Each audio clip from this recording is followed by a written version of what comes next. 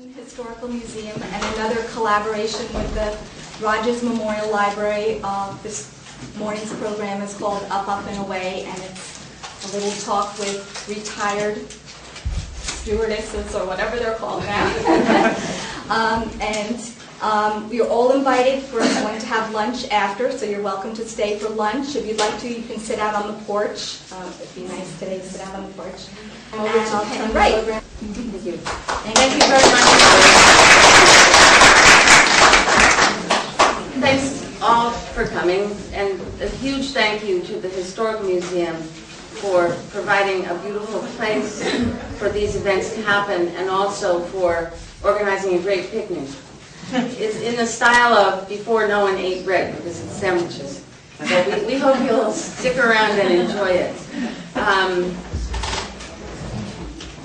The golden years of stewardesses, the 1950s and the 1960s and early 70s, remain vibrant in the memories of its former flight attendants, who flew the friendly skies before stewardesses became hostesses, who became flight attendants, before the women's movement, and before airline luxury was edged out by low fares and frequent flyer miles, and caviar and Dover sole was replaced by a bag of peanuts and a beverage you have to pay for. Flying back then was elegant, it was elite, passengers were well-dressed and well-coiffed, and they left their babies at home often, some of them did, and the stewardesses who pampered them were very glamorous. Today I'm very happy to report that we have 3 Southampton women who have been willing, under the Witness Protection Program, to come in and talk about their days as stewardesses, flight attendants in their previous lives. And they are here to tell us about some of the glamorous and some of the not so glamorous moments in their working lives. And I'd like to introduce them to you. To my immediate right is Sheila Burke.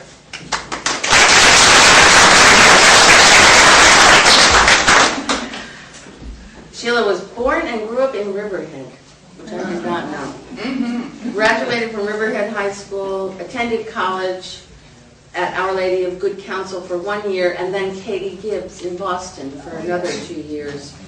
After graduation, Sheila moved to New York and worked for several years at an advertising agency and then at the Chicago Sun-Times. In 1954, she decided to interview for a job as an airline stewardess. She was accepted, and you'll hear that story in a few minutes.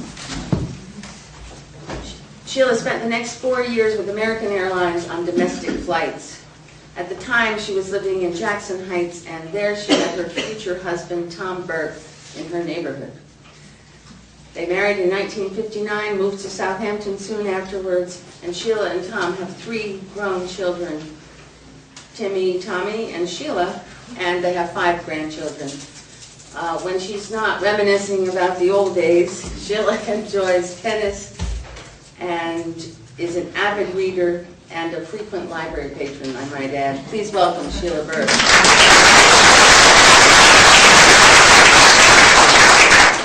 Next to Sheila is a girl from the West who is Kathy Cirillo.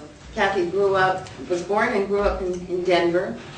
She attended St. Francis High School, then Seattle University for 2 years. Then she finished her degree at Colorado State University in 1962. 2 months later, she moved to Chicago and began working for American Airlines. She worked in the executive offices in statistics. United.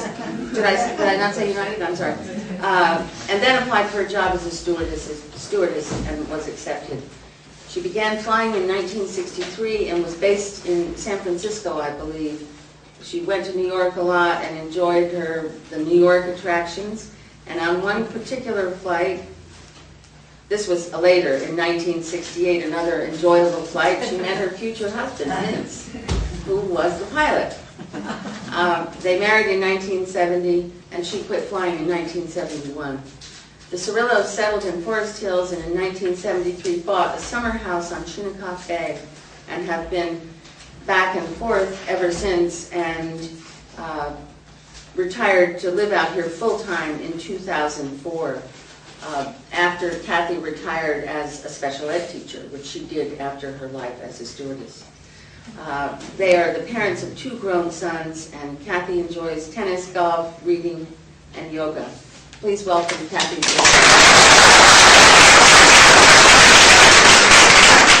I want to say she attends the library's yoga classes, which are great, so that's why she's kept in great shape like all these people have after all these years. Okay, Cheryl Adams is known to many of you, and she was born and grew up in a family of 5 in St. Joseph, Missouri. I've been practicing. She attended local high schools, then went on to graduate from the University of Colorado in Boulder with a BS in business and a major in marketing and finance. She told me that a somewhat defining moment for her was that after she graduated from college, she spent a summer in Europe taking a trip. She loved what she saw, and she decided she wanted to see more of the world, and she certainly did. Since Kansas City was the home base of TWA, she applied for a position as a flight attendant there and began to fly in 1971. She flew on domestic flights for 4 years and then on international flights for another 5 years. 6 years later, in 1977, she married local Southampton resident Jerry Adams, who's hiding about there. Whose family was among Southampton's earliest settlers. He was also a TWA airline pilot. They moved to Southampton, and she commuted to work for more than 4 years, and then she retired in 1981 with the birth of her first son, Braden. In 1983, they had a second son, Craig, and Cheryl began working for the Rogers Memorial Library Finance Department in 2000 and has been a valued colleague ever since. Apart from her work, Cheryl is active in the church and at this historical museum where she, I believe, serves on the board of trustees. She also enjoys tennis, needlework, reading, and spending time with her family. Please welcome Cheryl Adams.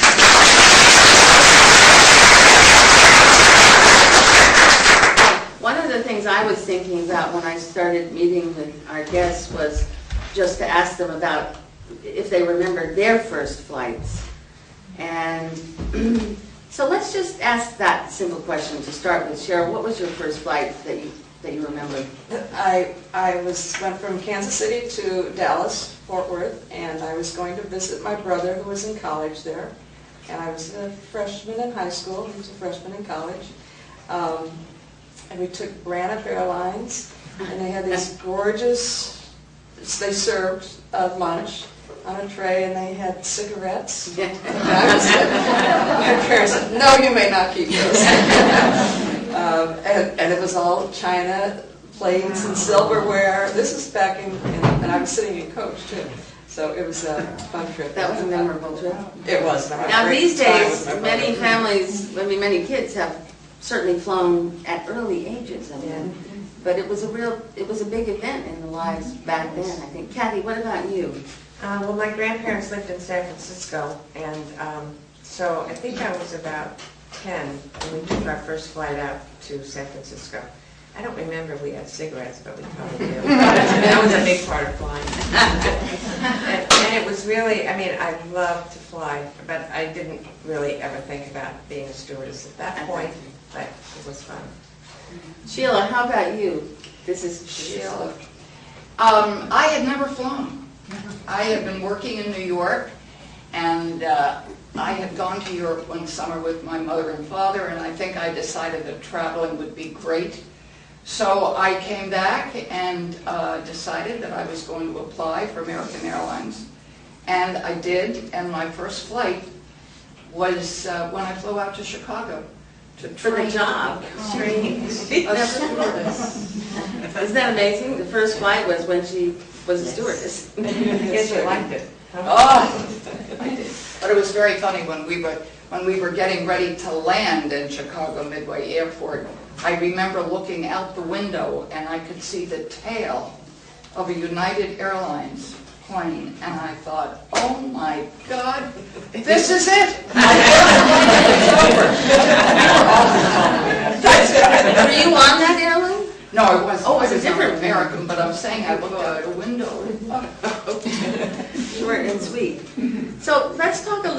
about the rules and the training. Can we do that? Because these are just amazing. Cheryl, let's start with you. I was a flight attendant in the 70s, and as you all know, the 70s were a little more lax, and we didn't have the regulations that they did. So you might want to start. Yeah, maybe with we'll Sheila. start with Sheila, because you were the first, Sheila. What were some of the rules? Marriage, Well, weight, etc. marriage, that was out. You could not be married. And you had to sign a paper that said that you would retire at age 32. And they were very, very keen about your weight. And I mean, there were so many things. It's wonderful that Penny inaugurated this thing because it brings back a lot of memories, many of which I can't remember. But I flew on a Convair. And usually when you flew on a Convair, you flew by yourself as a stewardess. But let's just, what about the weight? Because you told me about it. It was like, what was it, 127? Well, it depended on your height. You had to be between 5'4" and 5'9", I think, 5'8" or 5'9". And I was 5'7" and a half, and I couldn't be more than 125. You had a 5-pound leeway. But if you arrived at the airport weighing 131, they would take you off the flight. You mean they weighed you in? You weighed in every time before. Did you try to sweat a lot before you went? Yeah, you could go to a sweat lodge on the way. That was called the East Side Bus. So I mean, were you very conscious then of not? Oh, you had to be. Yeah, Yeah. very conscious of weight, and also the other thing was, your appearance. They checked your appearance before every flight. You had to have your gloves with you. You had to wear your hat, which was, really not the greatest. Yeah, even though Ola Cassini supposedly designed these things, it was not his forte. And also, they checked your makeup. They checked the whole thing. Did they give you lessons in Stew's makeup? Well, that was when Stew's you went to school, Stewardess. we had lessons in makeup and hair. We had our hair cut the way they liked it styled. Really? This is not your personal choice. Not really, not, It had to be short. Well, most of it, in my classes, everybody got kind of the same haircut, it was all short. I'm sure. You didn't have to wear a net over your hair. No, we didn't go that I mean, you're certainly. far. Yeah, see, I think we had to wear girdles, as a matter of fact. You did? And the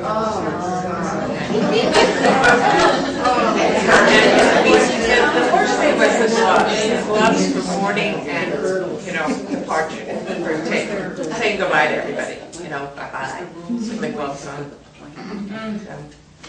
So, what I was was it? wondering, I assume the rules for weight was so that you would all look perfect, but I did wonder, because I've had friends who've been weighed before they've gotten on small planes, just because of the weight No, thing. it had nothing to do with Yeah, I it. didn't think so. It's not like the elevator, heavy under 40 All right, pounds. so you couldn't be married, and if you got married, you had to quit, right? Oh, yeah. You had to resign.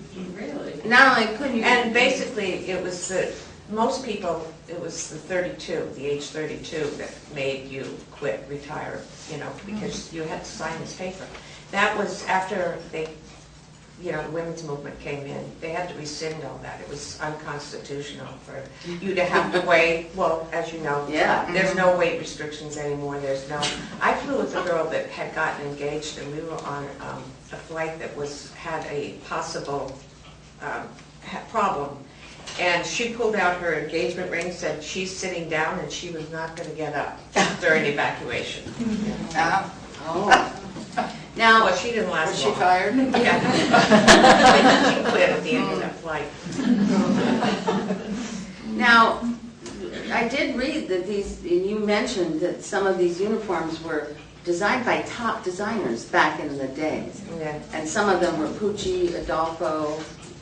Can you talk about that? I mean, were you pleased with your uniforms? Were they stylish, comfortable, etc.?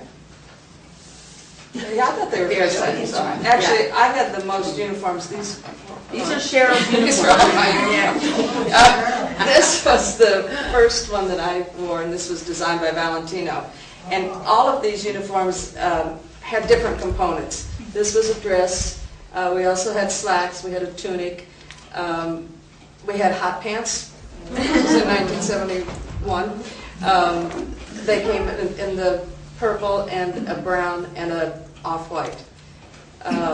Now, what were the hot pants? Like shorts, sort of like shorts? Yeah, short. Short shorts? Yeah. Oh, my. But you had to wear this dress Well, over them.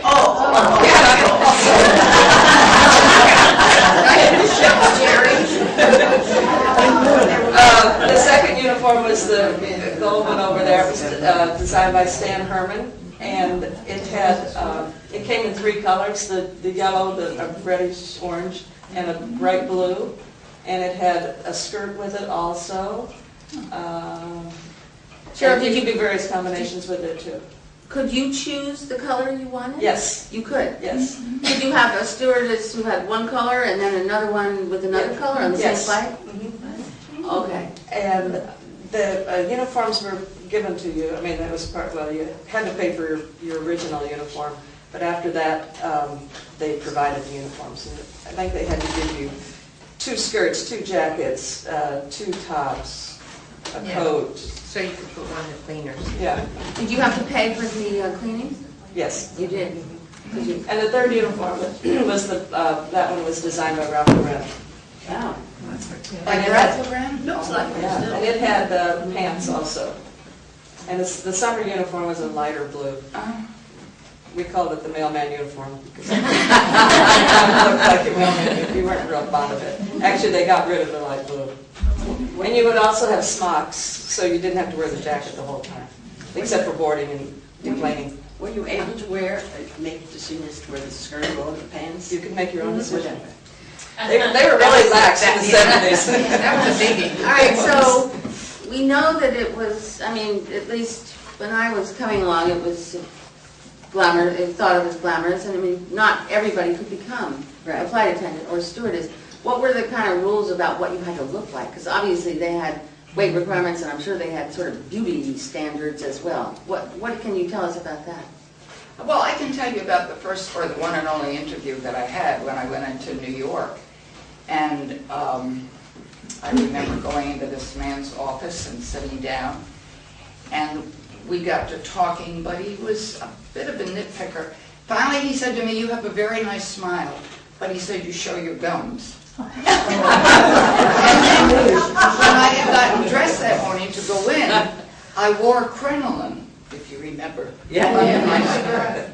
So he said to me, "Are you really that big underneath?" And I sat there a few more minutes, and I finally said, as meek as I have been, I said to him, "You know, if you want me, you can let me know." And I got up and left. And I ended up getting accepted. Not the beginning of the women's. That year, really. You started. Well, I know, like, Pan Am was considered to have the glamorous flight attendants. United was known for the girl next door look. Really? About TWA. Now, I didn't know that there were different kind of Well, that's what they said. I mean, a lot of No. people said that they had, you know, most people that worked for the same airline had kind of the same look. Really? Yeah. But you That's had what your results. Healthy. Yeah, that's the reality. And we weighed the same, we were the same height, and we had the same haircut. but you had to be pretty. Was TWA considered a worldly look or glamour, worldly glamorous? I don't know. The TWA was considered the airline of the stars, though. Back in the 50s, they did a lot of the transcon flights and had a lot of Hollywood Stars on board. All right, we'll get to that. I read somewhere that they had to make the uniforms loose enough to reach the overhead compartments. So mini skirts. Well, Cheryl, I'm looking just at the you. hot Yeah, pants. Yeah, we had short skirts. We had a dress. It was a white dress with either you got a navy blue stripe down the center with a natural collar, or an orange. And they were, Those were great yeah. uniforms. Oh, they had this plastic hat. This was the best. About that tall, and it had a brim, and it sat. You looked like a drum. And what High heels? Oh, you had to wear high heels. Not high, and Well, I never wore high. I always wore Three. at least 2 to 3 Yeah, inches. 2 Wow, and a that's half. pretty But good. you could change your in The flight. flats. In flight. No sneakers, but flats. When you were serving food. Yeah. they allowed you. All right, let's talk about the ambiance on the airline, you know, on the airplanes, and what the services were, what was offered. Well, first of all, they had smoking, right? Yeah, Oh, absolutely. everybody, including us. So, and then at one point, they divided it so there was smoking and no smoking. Right, but, I mean, they had like air circulating, so everyone was smoking. So they, you know, we started with passing out magazines and writing tablets and. Writing time. Yeah. That's right. And pillows. Oh, and blankets. pillows. Of course, there was a pillow and a blanket for every passenger on board. Now, bring your own. There's no more pillows. There's no more pills? They're all gone. And then, Drinks? yeah, after takeoff, immediately after you could stand up, we would start with, well, not liquor. I mean, in the first class we had liquor, but in the back, I don't remember serving liquor in the back. They didn't pay for anything. They Didn't didn't. have those little miniatures, those trays of miniatures? But wasn't that just for first class? I can't remember. I don't Well, know. we had- Maybe on TWA they Yeah, gave it. yeah. Well, that was, I mean, she started when I quit too, so, Okay. you know, it was changing rapidly then. Not as much as the 50s. Oh, yeah. Then they changed. I remember my Oh, so- first international flight, and we had split bottles of champagne on Pan Am. So that was, and that wasn't What first year? class, believe me, it was in, it was Well, 1964. you know, I only flew domestic. United at that time was Right. just domestic. And so basically, we always knew what was being served because we could use passes on other airlines, you know, going to Europe. But we Right. never had, it was Right. much more Right. elaborate. Now, Yeah. I remember at least a couple of you commenting that you had to remember the passengers' names, is that correct? Oh, I think in the beginning, it's what we did on longer flights, we were told, because at that point, everybody had their ticket with their seat number on it. But we had also been given a passenger list, and that was one of the courtesies of American Isn't that Airlines, amazing? that Names? when you greeted the people, you supposedly greeted them by their name, which became very difficult, and that didn't last that long. I don't remember that. But Cheryl, didn't Oh, you we say? did it, in first class, we Yeah. had their names and addressed them by their names. You did. What other, okay, let's talk about the meals that you all served. Cheryl, do you want to start? Well, especially on the international flights, we had very elaborate service. It would start with cocktails and snacks. Hors d'oeuvres. Hors d'oeuvres, We right. had hors d'oeuvres. We had Really? caviar, we served caviar. We'd have them on trays, on a cart, and we would take the cart up through first class and serve them the caviar or cheese, whatever. Cheese was a different course. Then we would serve a salad course on this cart also, individually. And we had a choice probably of 5 different entrees, one of which was filet mignon, which, now I think it was different on United, but we actually cooked our own food. It would come frozen, and we would we'd have to get the right amount pull out the right amount of food and cooked it. We had, and they were served also with the sides onto the plate. Everything was on this cart. Then we had a cheese How'd you course. cook it, by the way? We had convection ovens. That's how I know how to cook with a convection oven now. It didn't take quite as long as a normal oven would. Then we would have a dessert course. We often had ice cream. It was a big one. Hot fudge sundaes. Hot fudge sundaes, yeah. With caramel or hot fudge. Oh, my goodness. Yeah. Yes, it was very elaborate, and it took the whole flight. No, it didn't take the whole flight. It took a couple hours. And then the people would watch a movie, and they would sleep a little bit, and then you would serve them breakfast. Another full breakfast. Wow. And what would they have for breakfast? They could have eggs. Mostly they had Danish though. Oh yeah, French toast was a biggie. French toast. Yeah. How did you? But United never trusted us to cook anything. We had the electric knife though, we used to saw it and, serve it right from the... Really? Like prime ribs? Yeah, like the fillet, you Yeah. slice. We didn't have electric knives, so. Oh, they didn't? Did you get to eat the same way? I mean, after they were They had served, did you? crew meals for us, Yeah. Did you- which weren't were the not the same. So we would get off the passengers, especially if you were working in first class, you could always count on filet. Somebody, yeah. Yeah. Cut it a little thinner. How about you, Sheila? What? Well, when I flew, as I say, we served, everything was first class. I flew with one other girl on the DC-7 when we flew from New York to California. And I don't think we probably had 100 passengers. So everybody, we did start off with cocktails, and then we served them usually filet mignon, but nothing as elaborate as what these girls did. It was... Was on But a we tray, had right? It was on a tray, and the little prepared. tray by your seat you They could delivered pull it, out, and you yeah. could put the food on that. But it was really a time of, because the flights took so long, that we really had a lot of passenger contact. And I think that was the most meaningful thing.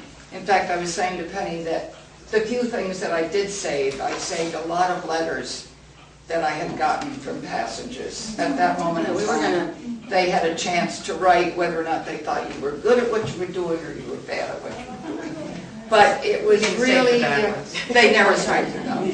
But it was wonderful when you read these to think, somewhere along the line that particular day I touched somebody for just saying the right thing or listening to them, or so it was really very, very gratifying, but not as glamorous as my cohorts.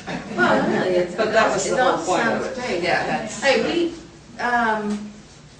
to just talk about the flights a little bit more, I was asking, I think you all, just from memories of, it seems that people used to get sick on flights. When we were kids, everyone seemed to get sick on flights. And so would you explain why that happened and your flight story about the Boy Scouts? Yeah, we had a charter of 87 Boy Scouts. The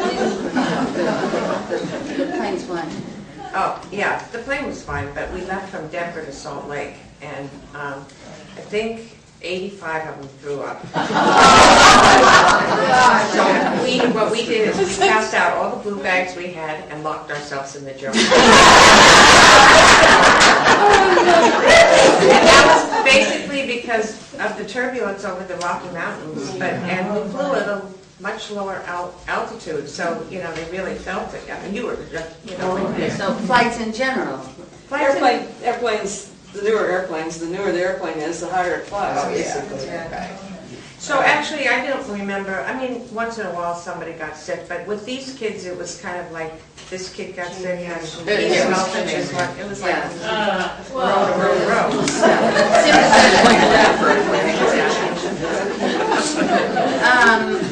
What was life like in the cockpit? I mean, did you go hang around with the pilots, or? Well, not really. Was it casual? I mean, you weren't looking for terrorists, right? We all went up there to smoke. Yeah. So basically, that's how you knew. And United had a moral committee that they never let the crews lay over together. Isn't that interesting? If you were flying a nonstop from New York to San Francisco, the front cockpit laid over in San Francisco, you went on to LA. Oh, that's interesting. They were keeping you apart. And the only one flight was out of New York, was this Mobile, Alabama flight, which we laid over with the crew. And every time we laid over, we went out for pizza and beer.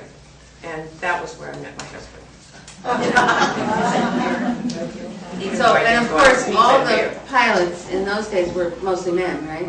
Yeah, Oh, they were all yes. men. Oh, yeah. Do you remember when women started becoming pilots? I think it was about 1978 or 79. I remember flying with a female co-pilot. Do Jerry, did you fly with any female co-pilots? Oh, yes, sure. Okay, I was a check captain. I checked out a number of them. okay.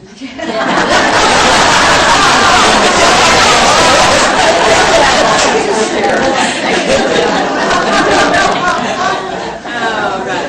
Now, I was asking these three women if there were many instances of stewardesses marrying pilots, and they all said, no, no, no. Well, two of them did marry But we Two-thirds kind of us. of had a relationship, it was kind of like doctor-nurse relationship with pilots, so it wasn't common that you married a pilot. I don't know. Other than Cheryl, I don't know, that's it. No, it wasn't very common. It wasn't very We didn't socialize with them very much.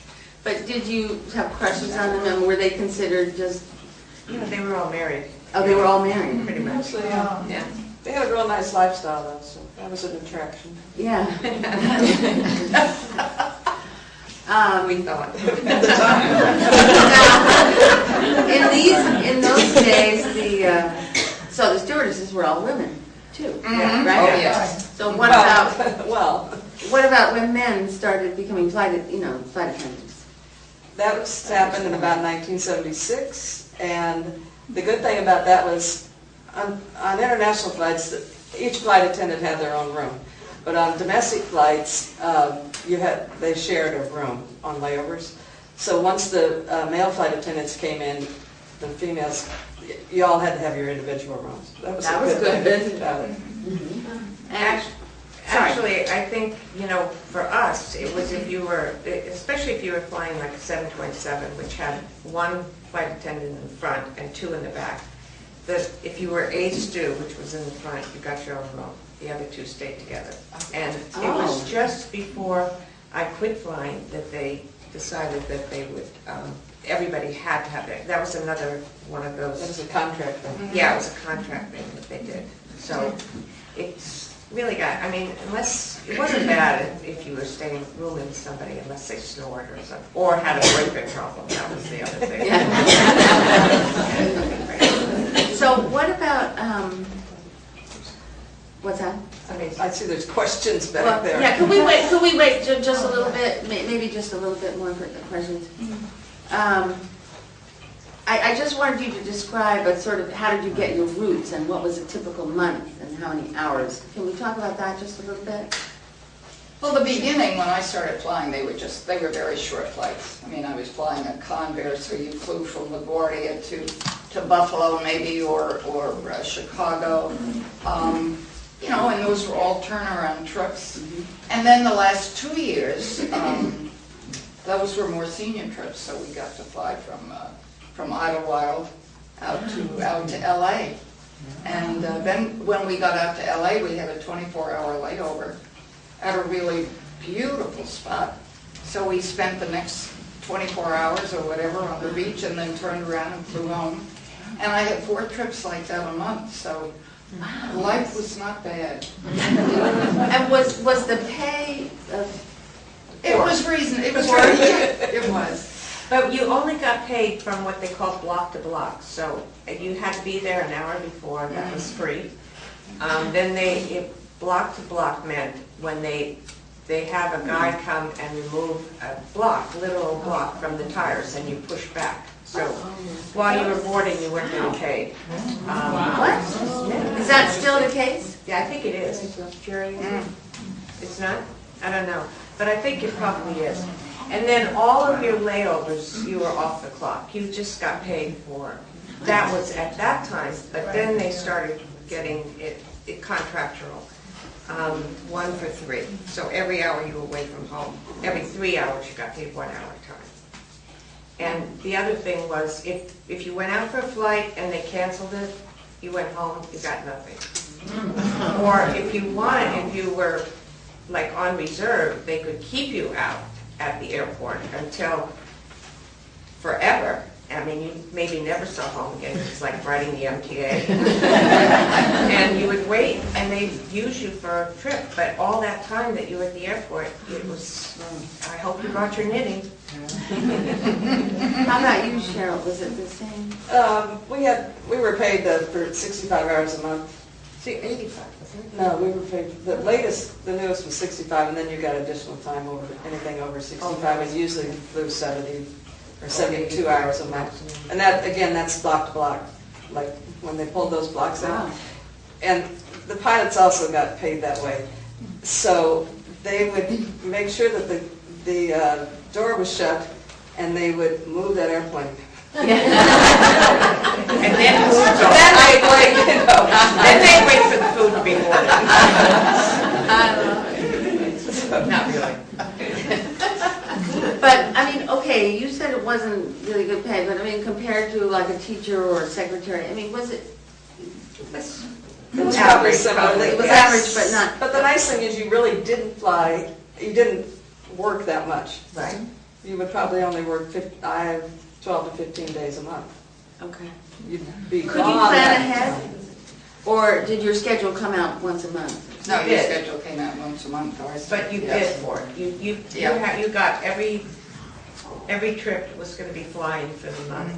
And you bid. They were kind of packaged in a, well, like, Bid packages. huh? We call them bid packages. Yeah, bid packages. And say, all of the San Francisco flights would be on one. You know, you bid seniority-wise. It was by your seniority. So that was pretty fair. And then, of course, when you first started, you were on reserve. That was sort of like house arrest. You had no cell phones, and if you weren't there when they called you, you were history. And so you could call the crew desk and find out what your number was, and like if you were 10 to 1, you better be there. You know, so. And you call them and say, oh, can I take a shower? Yeah, exactly. Yeah, that was how desperate we were. It's fun. Yeah. What did your families think about your? My mother was mortified. Was it like being an actress in the? Just mortified. She came into New York with me when I went to have the interview, and I walked out, and she said, well, how did you do? And I said, well, I rather suspect that I might be accepted. And she said to me, she said, you just did this for experience, you didn't do this. So, no, I don't think they were very happy. Okay.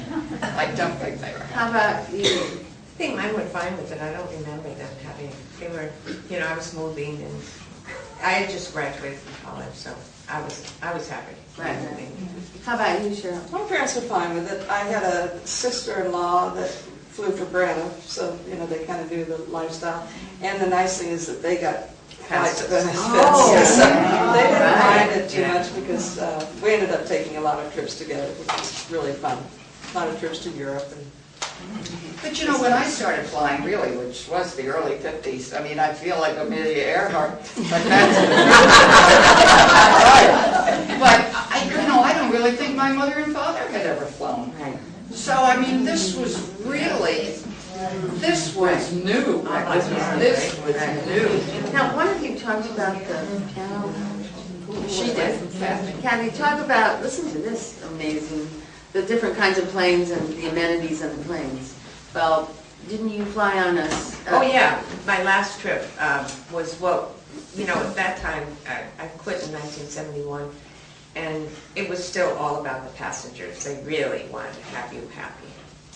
And so the last trip was on a 747. It was a brand new plane, and first class had the upstairs, and the upstairs on that flight was, they had a grand piano up there, and seats around the piano, and it was a total lounge. They didn't sell a seat up there. Everybody from first class could go up and enjoy, you know. So it was really nice. Can you imagine that now? No, forget it now. I mean, they would sell the John. As a matter of fact, I think Ryanair was going to charge you $1.50 to use the Johns. That was it. Oh, gosh, that's funny.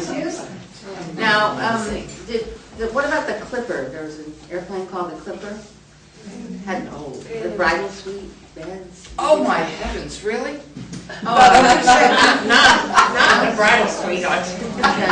There was the, what was it, the 50,000 Mile Club or something that supposedly people were going. Mile High Club. Yeah. We won't talk about that. Were the seats larger? Oh, the seats larger? Way larger. There In were? fact, in coach, you could literally, you could walk in front of people if you were on the window seat, you know, to get out and go to the bathroom. You didn't have without that climbing entire aisle, get up and, you know. So it was very different, and the seats were wider.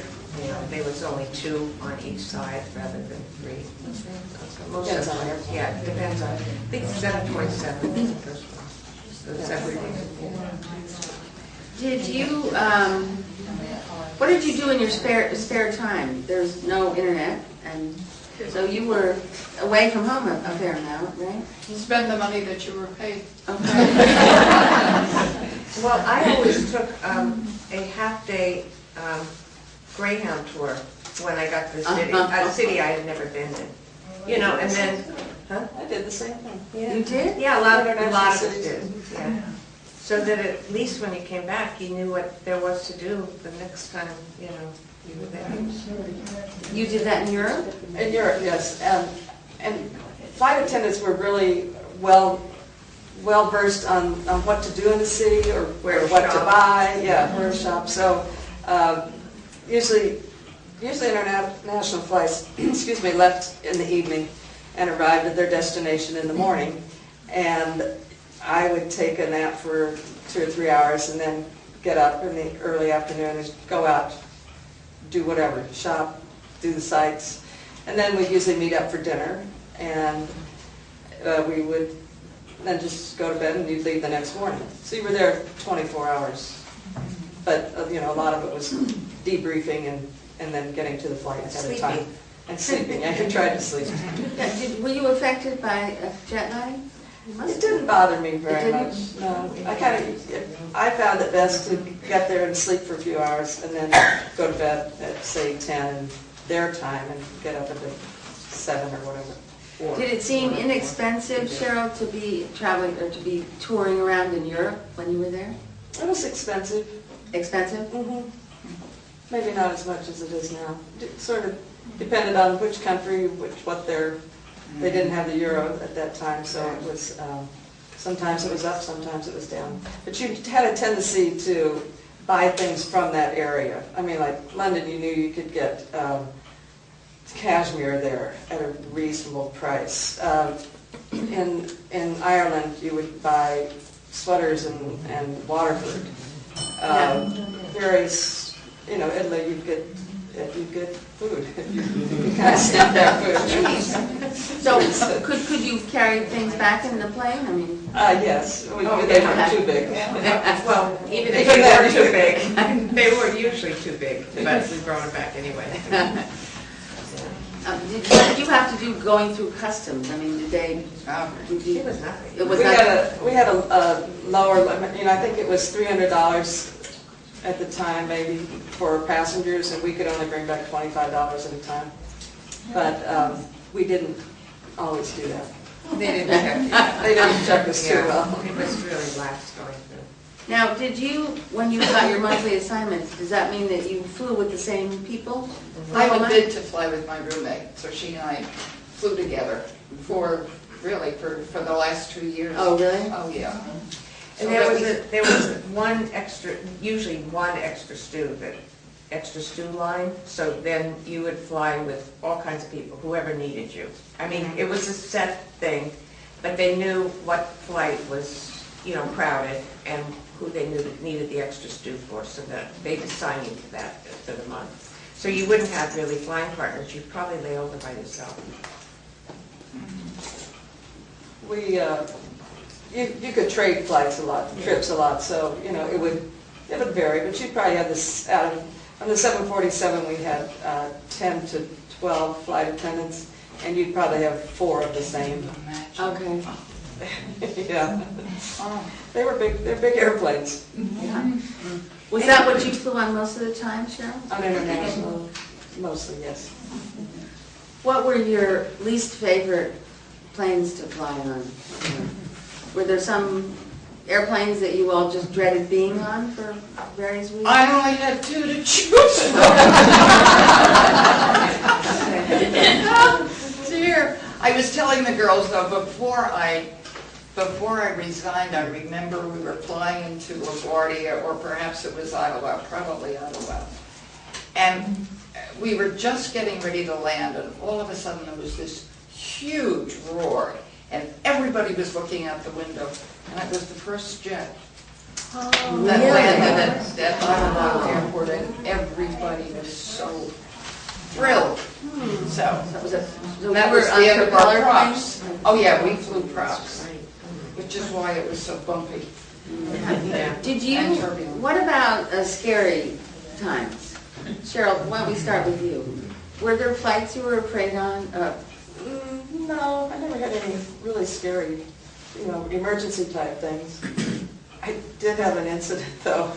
It was in 1973 or 74, and I was flying an Lockheed 1011, which was a wide-bodied airplane. It had 2 aisles, and we were getting near landing. We had everything put back in the galleys, and I was standing near the galley, and all of a sudden here comes this guy, not naked. Went down one side of the airplane, went around the came on the other aisle, back into the bathrooms. It was the age of the streakers. It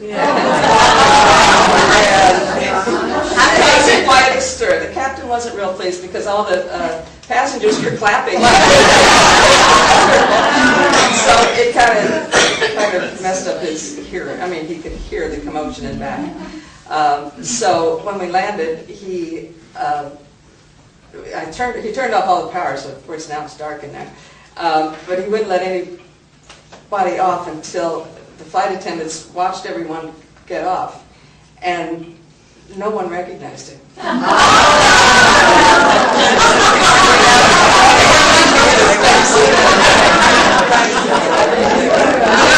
Dangerous, but it was pretty exciting. So funny.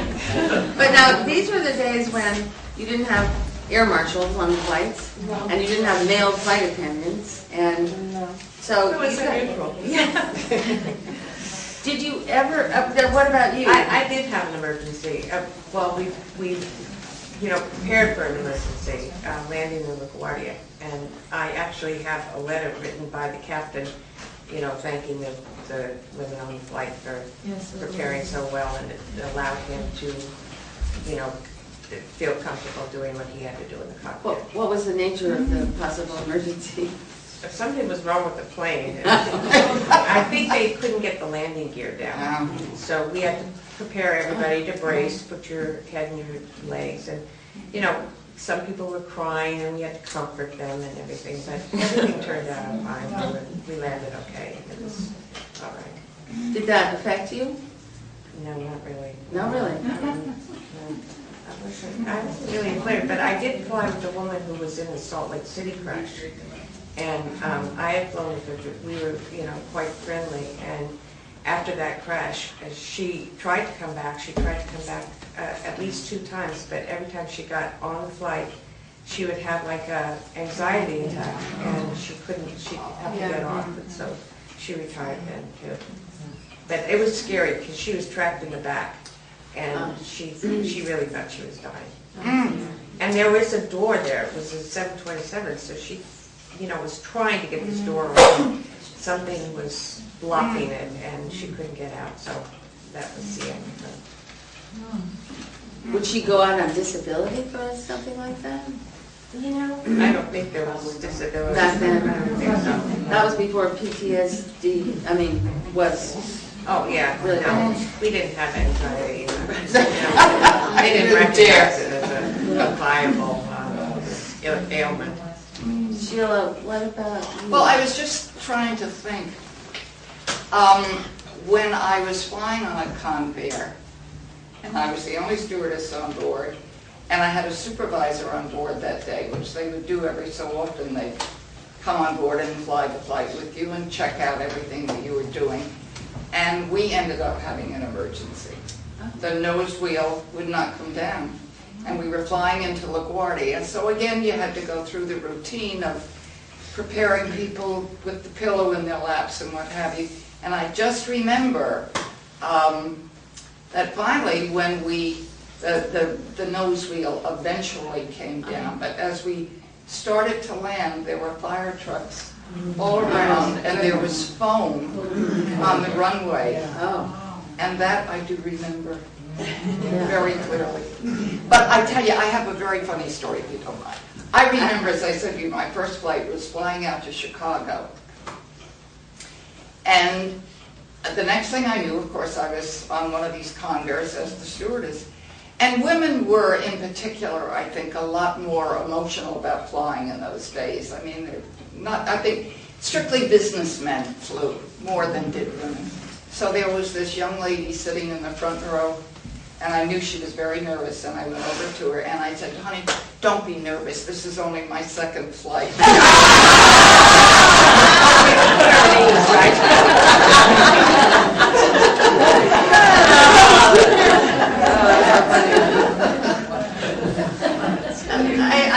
When I think of stewardesses, I think of people like nurses. And it's one of those jobs where you just like become good at handling emergencies and dealing with difficult people and all that. I mean, did being a stewardess, a flight attendant, prepare you for things that would come later? I guess for Emergencies. evacuating the house if you have to. But I mean, you just get sort of competent at all these little, emergencies. No, there were flaky people and there were, regular people. No, I don't think I it think prepared me really. for anything. Dealing with people. I mean, though. dealing with a variety You of have people. to deal Yeah, with them.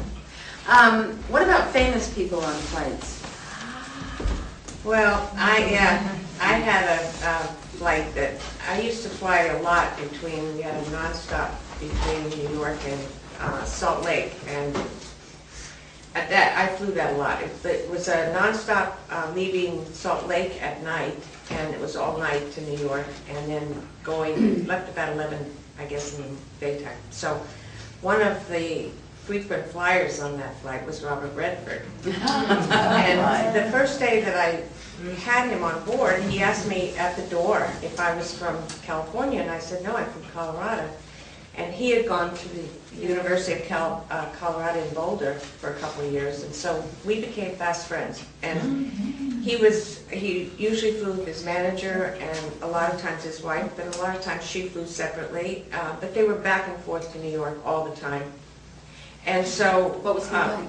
Huh? What was he like? Oh, he was wonderful. He never asked for anything. I mean, he didn't want to eat, he didn't want to drink, he didn't drink, and he didn't smoke. But we would sit all night and talk, especially on the night flights. And even with his wife, I would sit next to her and talk all night. It was just fabulous. So about 2 weeks before Christmas in 1970, I had called my husband-to-be to pick me up, and he was at his normal friendly self and said, be sure and watch for me, because they don't let me park and I'm not going around 20 times, yada, yada, yada. So I was down there. At that time, Kennedy had the rental car places right by the door, so I was standing there watching for him, and Robert Redford came up and he said, hi Kathy, how are you? What are you doing? And what's new in your life? And he had just missed his flight to Salt Lake, so he had to take the flight to LA, yada, yada, yada. And so he said, what's new with you? And I said, well, I'm getting married in like 3 weeks. And so he says, oh, really? He said, well, why don't you be my guest for your honeymoon at Sundance? And I said, oh, well, we have reservations in Acapulco.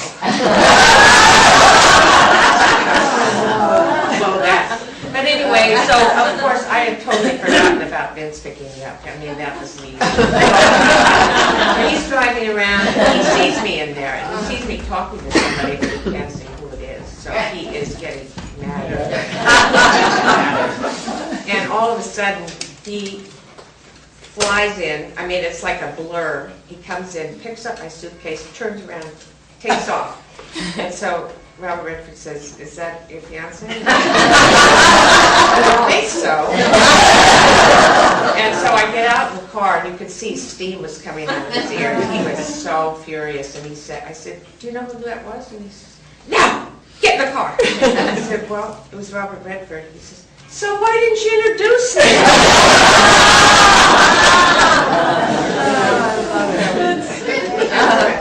That's great. Did you think twice, did you wish that you had taken him up on his offer? Oh, many times. But you know what was really funny is, like 2 years later, when I had my son, but my oldest son, I was traveling out to Denver because my parents lived in Denver, and I was going out to see them, which I did often. And I was sitting in first class on a pass, and he remembered me. He came over, Kathy, how are you? Baby. It was so nice. That's really nice. It was really, really nice. I think that if I called him, today, he would probably remember my name. Yeah. And we know that you haven't changed a bit, any of you. What about other famous people's stories? Any? I had a flight with Alfred Hitchcock. You too? And he wrote me an orphan letter, which is the one that's framed over there. Really? My husband framed that. So we'll have to take a few minutes after this is over and take a browse around.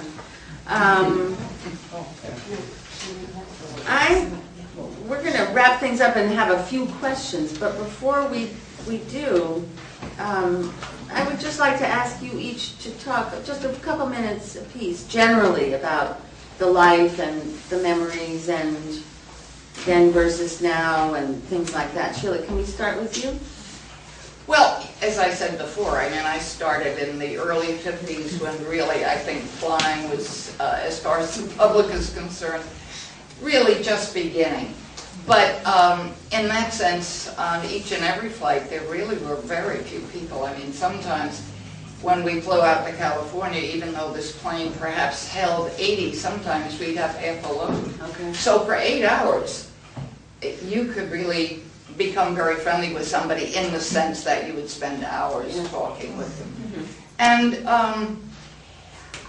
it's just, it was a very special time. It really was. Today, I certainly wouldn't recommend it at all. In fact, I was laughing. There was something in the paper last week that somebody had come on board a jet and they had asked the flight attendant, would they please put something in the overhead rack? And the fellow said, no, I have a bad back. Really? Kind of strange. Yeah, but those people come on Oh, with now they do. these Yeah. bags that you cannot jam in those things. And they weigh, nobody wants to check their bag. That's right. So they carry on the, I don't blame them. I can't even hardly leave my own bag. So Sheila, so it was a satisfying time to do what you It was a wonderful time. I mean, it was a really, really wonderful time. And, I mean, as I say, it isn't something that today I would recommend. Right. But for myself at that time, I was really floundering, and it was a lot more fun than being a secretary. So good for you. How about you, Kathy? No, I thought it was really a lot of fun. We made a lot of really good friends. Friends of mine are still flying. It's a totally different job. But, they're still getting to go to Beijing and buy all these wonderful things. And there's no age limit. So we had somebody that I used to fly with was she was based in San Francisco but flew out of Seattle, and she actually came down. She flew the Hawaii route and came down to take a trip, and went into the lounge, fell asleep, woke up, and went home. So that was her last flight. So it was great. It was I great. enjoyed it. It was a great life. It was fun. I always, towards the end, I was thinking, I really like getting there. It's not, I like being there, not getting there. The serving and stuff got a little old, but you always have to remember that our primary purpose, any flight attendant's primary purpose, is for safety. We knew where all the fire extinguishers were, where the first aid kit was, how to use the first aid kit, how to use the AED. We knew all of that stuff. We still do. Yeah. How to evacuate an airplane. Our primary reason to be there was for safety. And then getting to the places was, being in foreign cities was just so much fun. Yeah. It was great. It has been so much fun just hearing your stories, because all of us, I'm sure, have little snippets of memories of some flying experience, but you have brought it all back to us and then some. So I want to, we're going to end the tape, but I So I want to thank you all, then we'll have a few questions, but thank you, the three of you, for making